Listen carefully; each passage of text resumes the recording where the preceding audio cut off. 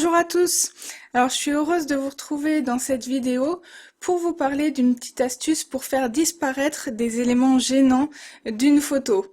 Alors j'ai eu l'idée de faire cette vidéo quand j'étais en train de traiter des photos d'un mariage où j'avais dû photographier le couple devant des arbres et en fait il y avait un banc sur le côté. Et là encore ça va, j'ai assez limité les dégâts parce qu'on voit que le bout du banc, mais vous voyez que ça casse totalement la photo si on laisse ce petit bout de banc. Donc le but aujourd'hui, ça va être tout simplement de supprimer ce petit bout de banc pour que la photo soit parfaite et comme je la voyais.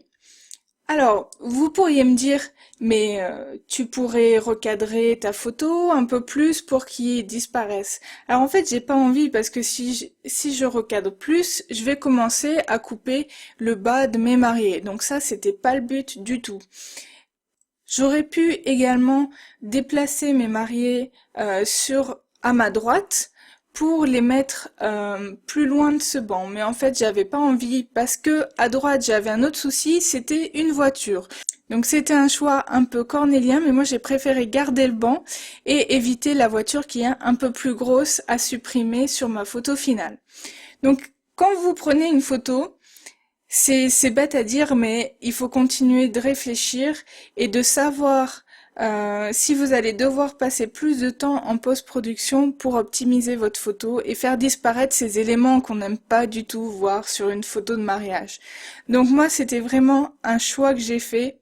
Je savais que j'allais devoir enlever ce banc au moment du traitement des photos, mais franchement, quand vous voyez, il n'y a pas grand-chose là, donc ça va aller vite, et je vais vous montrer comment faire pour enlever facilement ce genre d'éléments qui peuvent être très dérangeants sur une photo. Donc pour cela, en fait, on va utiliser l'outil clone que j'ai déjà sélectionné, le tampon de duplication, qui va en fait être tout simple. Je vous montre rapidement. Si par exemple, j'ai envie de dupliquer mon marié,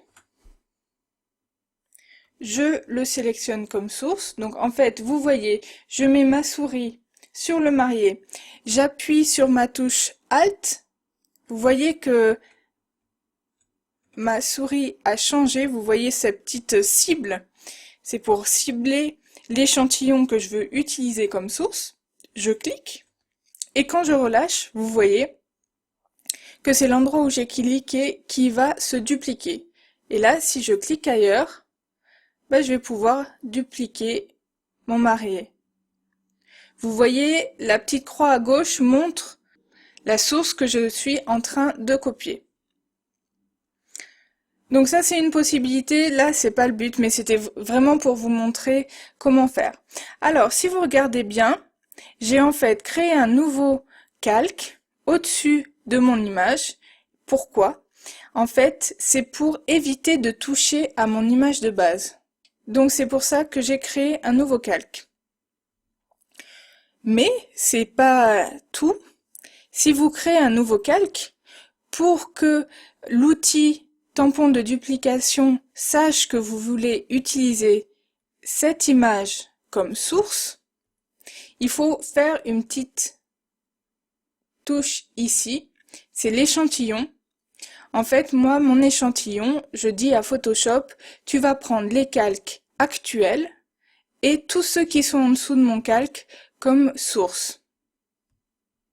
Si par contre, là vous êtes en calque actuel seulement, si j'essaye de dupliquer mon marié, toujours pareil, je mets la cible sur mon marié, je clique et je mets ailleurs, et en fait, rien ne va se dupliquer parce que l'outil tampon de duplication va utiliser seulement le calque sur lequel je suis comme source, donc il va ignorer tous ces calques en dessous.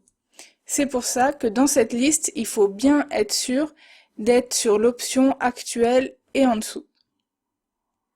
Donc là, je supprime mon clone de marié parce que c'est pas vraiment ce qu'on voulait faire.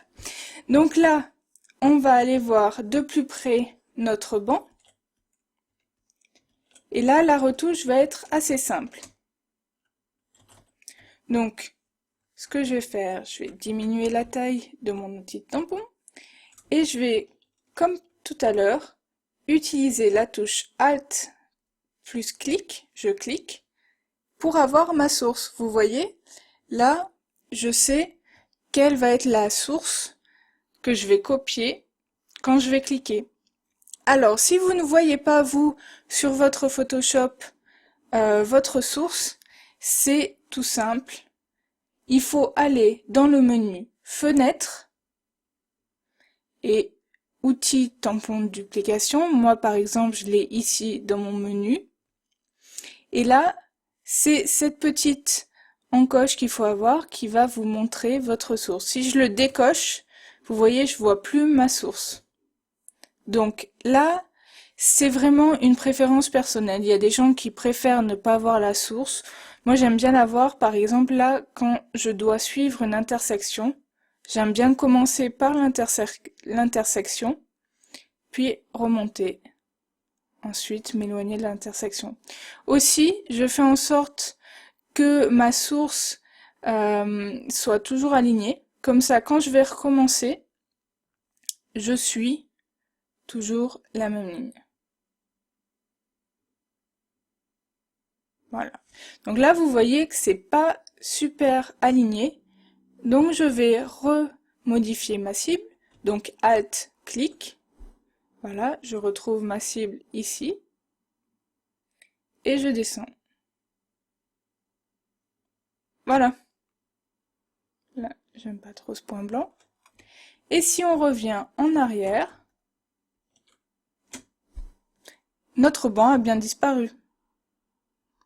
Ça a pris quelques secondes avec l'outil tampon de duplication. Voilà, donc ici, simplement et rapidement et surtout sans toucher à l'image de base, au cas où il y ait un quelconque souci, j'ai pu supprimer ce petit bout de banc et le faire disparaître de ma photo. Maintenant, je peux faire tous les réglages que je veux sur ma photo en étant tranquille.